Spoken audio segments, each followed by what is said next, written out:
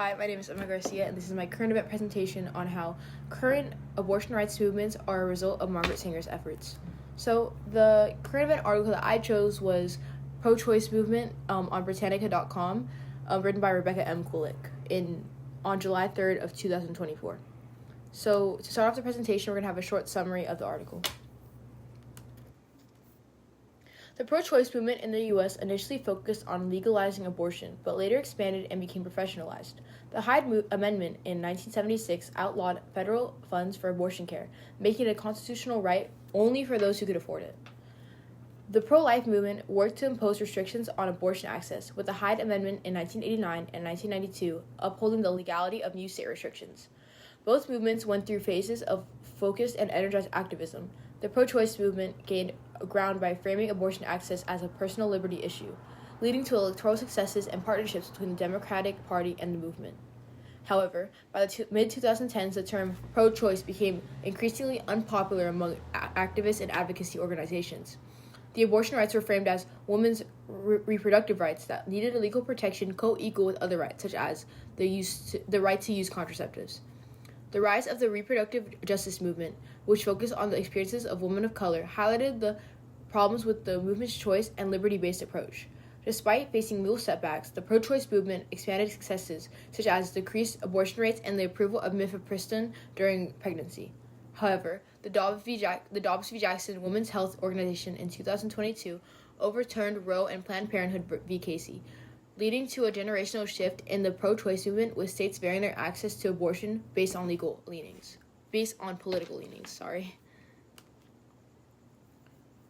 So, why did I choose abortion rights movements as my topic for today?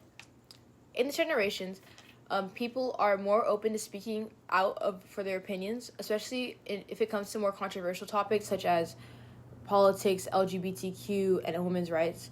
The clash of pro-life versus pro-choice has been flooding the world recently, arguments bringing up Roe v. Wade, etc. On social media, many are posting their opinions on the matter of whether or not women should be able to control their own bodies and what they want to do with their pregnancies. Also, me being a young woman myself, I believe that this is a crucial topic for my future.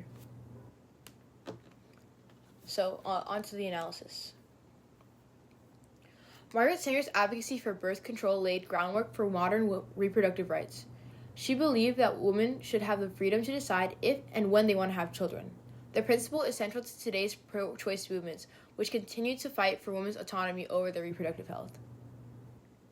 Sanger founded the American Birth Control League, which evolved into Planned Parenthood. Planned Parenthood remains a leading organization in the pro-choice movement, providing reproductive health services, education, and advocacy. The organization's ongoing work is a direct continuation of Sanger's mission to ensure access to reproductive health care. Sanger's efforts led to significant legal and social changes regarding contraceptives and women's health. Today's pro-choice advocates continue this legacy by fighting against restrictive laws and policies that limit access to abortion and contraception. They work to protect and expand reproductive rights through legal challenges and public education. So, who was Margaret Sanger?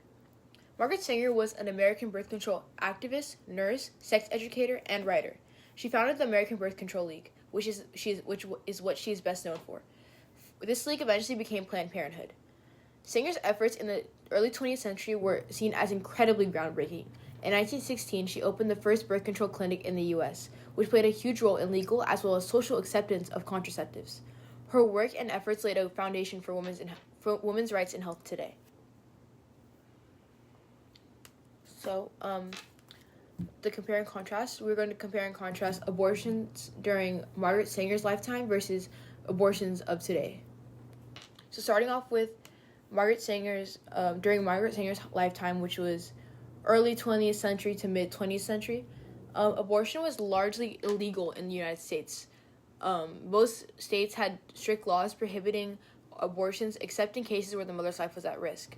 Due to the legal aspect of it, many women resorted to unsafe abortions. These procedures were often dangerous and could lead to severe health complications and even death.